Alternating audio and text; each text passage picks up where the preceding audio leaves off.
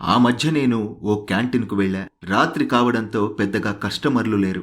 బేరర్కు ఏదో ఆర్డర్ ఇచ్చి కూర్చున్నా. కాసేపటికి ఆర్డర్ తెచ్చిచ్చిన బేరర్ బేరాలేవీ లేకపోవడంతో నా ఎదురుగా ఉన్న సీట్లో కూర్చుని మాటలు కలిపాడు. ముందుగా మీదే ఊరు సార్ అన్నాడు. నేను క్యాజువల్గా మాది వరంగల్ అని చెప్పా. వరంగల్ అసలు పేరేమిటో మీకు తెలుసా సార్ అన్నాడు. నాకు తెలియదు, నువ్వు చెప్పు అన్నా. అప్పుడు అతను చరిత్ర చెప్పడం మొదలుపెట్టాడు. ఎలాగో మీరు చూడండి సార్, వరంగల్ అసలు పేరు ఔరంగాబాద్. ఔరంగజేబ్ మొదట ఆ ఊరు కడితే కాకతీయ రాజు వచ్చి వరంగల్ చేసినాడు. గోల్కొండ కోట వాళ్లే కట్టారు. ఢిల్లీ రాజు మీద యుద్ధం చేసింది ఎవరనుకున్నారు? ఝాన్సీ రాణి. ఆమె పుట్టింది ఎక్కడున్నో తెలుసా సార్? కన్యాకుమారిలో. అక్కడి నుంచి ఆమె ఢిల్లీ రాజు మీదకు యుద్ధానికి పోయింది. మధ్యలో మహారాష్ట్ర వచ్చినప్పుడు ఒక పొల్లగాడు తగిలినాడు. అతని పేరు శివాజీ. ఇద్దరూ కలిసి ఢిల్లీ రాజు మీద యుద్ధం చేసినారు. ఢిల్లీ రాజు వీళ్ళని ఓడించినాడు. వీరపాండ్య కట్టబ్రహ్మణ ఎవరో తెలుసా? ఆణ్ణి మించినోడు దేశంలోనే లేడు. బ్రిటిషోణ్ణి పిలిచి అరే ఊరివెయ్యరా అని వాడే ఊరేసుకున్నాడు. ఇలా చరిత్ర ప్రసంగ పరంపర నిరాఘాటంగా కొనసాగుతూనే ఉంది. నేనే నెమ్మదిగా అక్కడి నుంచి తప్పించుకొని బయటపడ్డా. ఇదంతా చూస్తుంటే ఏదో జంధ్యాల సినిమాలో సీన్లా అనిపించింది కదూ. కానీ ఈ మధ్య చరిత్ర పుస్తకాలను అధ్యయనం చేస్తుంటే మన సోకాల్ చరిత్రకారుల తీరు ఇలాగే కనిపించింది. వాళ్ళు ఎవరినైతే ప్రమోట్ చేయాలనుకున్నారో, ఎవరికైతే మార్కెటింగ్ చేయాలనుకున్నారో వారి జీవితాలను వైభవోజ్వల ఘట్టంగా చెప్పుకొచ్చారు. కాని వాళ్లను, కాదనుకున్న వాళ్ల చరిత్రలను చరిత్రే కాదు పొమ్మన్నారు, మిథ్య అన్నారు. అంతగా చెప్పాల్సి వస్తే వక్రీకరించారు. అడ్డగోలు వ్యాఖ్యానాలు చేశారు. అడ్డదిడ్డంగా కథనాలు వల్లారు. వ్యక్తిత్వ హననం చేశారు. వారి చరిత్రకాలాన్ని ఇష్టం వచ్చినట్టు మార్చేశారు. ఈ వక్రీకరణకు కేంద్ర బిందువులుగా నిలిచింది మార్క్సిస్టు, ఇస్లామిస్ట్ చరిత్రకారులు. వారి ప్రధాన లక్ష్యం ఈ దేశంలో వేల ఏండ్లుగా ఆరాధనీయుడుగా, ఆదర్శ పురుషుడుగా పూజలందుకుంటున్న రాముడి చరిత్రను నామరూపాలు లేకుండా చేయడం. అదే సమయంలో రాముడికి సమాంతరంగా మరొక రాజును తెచ్చి సింహాసనంపై కూర్చోబెట్టడం. రాముడికి ప్రత్యామ్నాయంగా ఆ రాజును ప్రజల హృదయాలలో సుస్థిరంగా నిలపడం. రాముడు, రామాయణం ప్రాధాన్యాన్ని దెబ్బతీయడం ద్వారా ఈ దేశ ధార్మిక అస్తిత్వాన్ని సమూలంగా తుడిచిపెట్టి కొత్త రూపు సృష్టించడం. ఇందుకోసం వారు రాయని రాతలు లేవు, చేయని వ్యాఖ్యానాలు లేవు. రాముడిని భారతీయుల మనస్సులో నుంచి చెరిపివేయడానికి వారికి దొరికినవాడు అశోకుడు. అంతే, అశోకుణ్ణి మార్కెటింగ్ చేయడం మొదలుపెట్టారు. ఎంతలా అంటే 1,00,000 మందిని నిర్దాక్షిణ్యంగా చంపినా సరే అతని కంటే ఘనుడైన రాజు అతనికి పూర్వం కాని తర్వాత కాని లేరని ప్రచారం చేశారు. రామాయణం విషయంలో వీళ్లు చేసిన సూత్రీకరణలు కొన్ని. అవేంటో మీరు చూడండి. అయోధ్య అన్నది లేనేలేదు. అది ఒక బౌద్ధ క్షేత్రం. రామాయణమే మిథ్య. అది చరిత్ర కాదు, పుక్కిటి పురాణం. భారతం తర్వాత రామాయణం జరిగిందట. రాముడు దుర్మార్గుడు, రావణుడు సద్గుణ సంపన్నుడు. సీతను ఎత్తుకుపోవడం తప్ప అతను చేసిన పొరపాటేమీ లేదట. క్రీస్తు పూర్వం 12వ శతాబ్దపు ఆరంభంలో రామాయణం జరిగిందట. రామాయణం సీతారాములు, రావణుడి కథ కాదు. ఉత్తర భారతంలో వ్యవసాయం చేసేవారికి, దక్షిణ భారతంలో ఆహార అన్వేషణ చేస్తూ జీవించే జాతుల మధ్య జరిగిన యుద్ధమట. ఆర్యులు ద్రావిడులపై చేసిన దుర్మార్గపు యుద్ధం. రాముడు దళిత ద్వేషి. అన్యాయంగా శంభూకుడనే దళితుడిని హతమార్చాడు. సొంత భార్యని అడవులకు వెళ్లగొట్టిన వాడికి నైతికత ఏమున్నది? ప్రపంచంలో తొలి యాసిడ్ దాడి శూర్పణఖపైనే జరిగిందని భావించాలి. రాముడు ఏకపత్ని వ్రతుడు కాదు, 4 భార్యలున్నారు. అసలు రామాయణం అన్నది భారత్లోనే జరగలేదు, ఏ ఇండోనేషియాలోనో జరిగింది. ఇంతకీ రాముడికి సీత ఏమవుతుంది? ఇట్లా ఎన్నెన్నో రాతలు రాశారు, వ్యాఖ్యానాలు చేశారు. రాముడి పేరెత్తితేనే శివాలూగిపోయేవారు ఇవాళ్టికీ ఉన్నారు.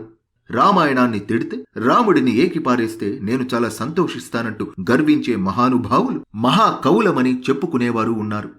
రామాయణంలో లేనివన్నీ సృష్టించి తమ కుళ్ళునంతా రామాయణానికి ఆపాదించి అవే నిజమని నమ్మించి రామాయణమంత ఘోరమైన రచన, ఘోరమైన ఆదర్శం, ఘోరమైన సమాజం మరొకటి లేదని, దాన్ని నమ్మేవారు మూర్ఖులని నిరూపించాలని సాహిత్యంతో సహా ప్రతి మాధ్యమాన్ని వాడుకుంటున్నారు. మనం జాగ్రత్తగా గమనిస్తే ఈ దేశంలో రాముడిపై జరిగినంత దాడి, దుష్ప్రచారం, దుర్వ్యాఖ్యానం కృష్ణుడి మీదనో ఇతర పౌరాణిక వ్యక్తులపైనో జరగలేదు.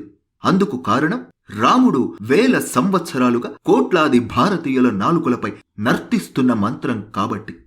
ఇంత దాడి చేసిన రాముడిని భారతీయుల హృదయ ఫలకం నుంచి చెరిపివేయడం సాధ్యం కాలేదు. సరే, మన సోకాల్డ్ చరిత్రకారులు చెప్పిందే కొద్దిసేపు విందాం. వాళ్ల వాదనల్లో మొట్టమొదటిది రామాయణం చరిత్ర కానే కాదు, రాముడు అనేవాడు లేనేలేడు, అంతా మిథ్య. చరిత్ర కానప్పుడు మన దేశస్థులు ఇన్ని వేల సంవత్సరాలుగా రాముడిని చారిత్రక పురుషుడిగా ఎందుకు కొలుస్తున్నారు? ఇది మొదటి ప్రశ్న. రామాయణాన్ని ఇతిహాసమని పేర్కొన్నారు కదా. ఇతిహాసం అంటే అర్థం నాకు తెలిసినంత వరకు సరళంగా ఒక్క మాటలో చెప్పాలంటే ఇలా జరిగింది అని అర్థం. జనరల్ గా ఒక ఘటన జరిగింది, కొన్ని ఘటనలు జరిగాయి, ఈ ఘటనల సమాహారమే కదా చరిత్ర అంటే. మరి ఇతిహాసాన్ని చరిత్ర కాదనడంలో అర్థమేమున్నది? పండితులెవరైనా చెప్పాలి. పోనీ ఎవరైనా బుద్ధి తక్కువై ఇతిహాసమని ప్రచారం చేశారని కొద్దిసేపు అనుకుందాం. రామాయణాన్ని రాయడానికి ముందు వాల్మీకి ఎవరిదైనా కథ రాయాలని అనుకున్నాడట. ఈ భూమి మీద చాలా చాలా గొప్పవాడైన వ్యక్తి గురించి ఈ కథ ఉండాలని కోరుకున్నాడు. అలాంటి వాడు ఎవరున్నాడని తనలాగే మరో తపఃశాలి అయిన నారదుడిని అడిగాడు. బాలకాండలోని మొదటి శ్లోకాల సారాంశం యథాతథంగా కొంచెం ఓపిగ్గా చదవండి.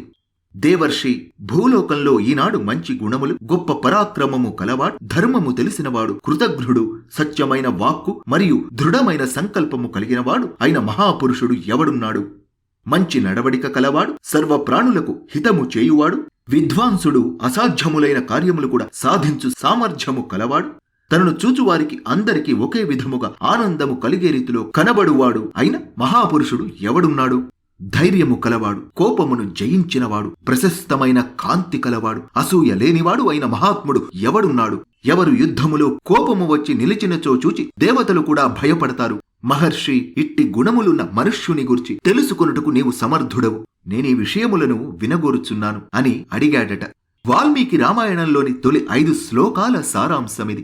అప్పుడు నారదుడు వాల్మీకితో, ఫలానా సరయూ నది తీరంలో కోసల రాజ్యమనేది ఒకటి ఉంది. దానికి క్యాపిటల్ అయోధ్య అనే నగరం ఉన్నది. దాన్ని ఇక్ష్వాకు వంశస్థులు పాలించారు. అందులో రాముడు అనేవాడు చాలా గొప్పవాడు, లోకమంతా ప్రసిద్ధుడైనవాడు అని రాముడి కథను బ్రీఫ్ చేశాడు. ఇక్కడ వాల్మీకి విస్పష్టంగా భూమి మీద ఉన్న వాళ్లలో గొప్పవాడెవడైనా ఉన్నాడా అని అడిగాడు. ఇదిగో ఫలానా వాడు ఉన్నాడు, వాడి కథ అద్భుతమైందని నారదుడు చెప్పుకొచ్చాడు. దీన్ని నువ్వు రాయవయ్యా, బ్రహ్మాండంగా ఉంటుందని చెప్పాడు. భూమి మీద ఒక వ్యక్తికి సంబంధించిన కథ రాస్తున్నానని, ఈ కథకు తనకు ఫలానా వ్యక్తి సోర్సుగా పనిచేసినట్టు వాల్మీకి మొదటి 10 శ్లోకాల్లోనే వివరణ ఇచ్చుకున్నాడు. ఒకచోట జరిగిన కథను కావ్యంగా మలచి మనకు అందిస్తే దాన్ని చరిత్ర అనకుండా మిథ్య అని ఎలా అంటాం? అక్బర్ చరిత్రను అక్బర్నామా ద్వారాను, అశోకుడి చరిత్రను రాళ్లు రప్పలపై రాసిన రాతల ద్వారాను ఖరారు చేశారు కదా.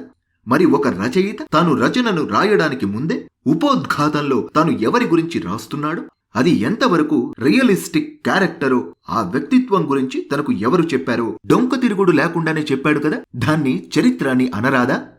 యుద్ధకాండలోని చివరి 2 శ్లోకాలలో ఇది పూర్వము జరిగిన కథ, దీన్ని చదివినా విన్నా చాలా సంతోషంగా ఉంటారు అని ఫలశ్రుతి కూడా చెప్పాడు వాల్మీకి. సదరు రామాయణాన్ని రాసిన రచయిత ఇది ఈ భూమి మీద జరిగిన కథరా నాయన అని చెప్తుంటే కాదు అని అనడానికి ప్రాతిపదిక ఏమిటి? నిజమే, చరిత్ర అంటే అది ఎట్లా అవుతుంది అని నిరూపించాలి. అలాగే కాకపోతే కాదు అని అయినా నిరూపించాలి కదా. ఒకసారి జరిగిందని, మరోసారి జరుగలేదని, ఇంకోసారి ఇలా జరిగి ఉండవచ్చని అనడంలో అర్థం ఏమిటి? రామాయణాన్ని వాల్మీకి చరిత్ర 1/2 కిలోమీటర్లు ఉంటుంది. ఇంత స్పష్టంగా వాల్మీకి అయోధ్య విస్తీర్ణాన్ని వర్ణించాడు. ఇవాళ ఉత్తరప్రదేశ్లోని అయోధ్య జిల్లా విస్తీర్ణం ఇందులో బహుశా సగం కంటే కాస్త ఎక్కువగా ఉంటుంది. రామం భజే శ్యామలం. జై శ్రీరామ్.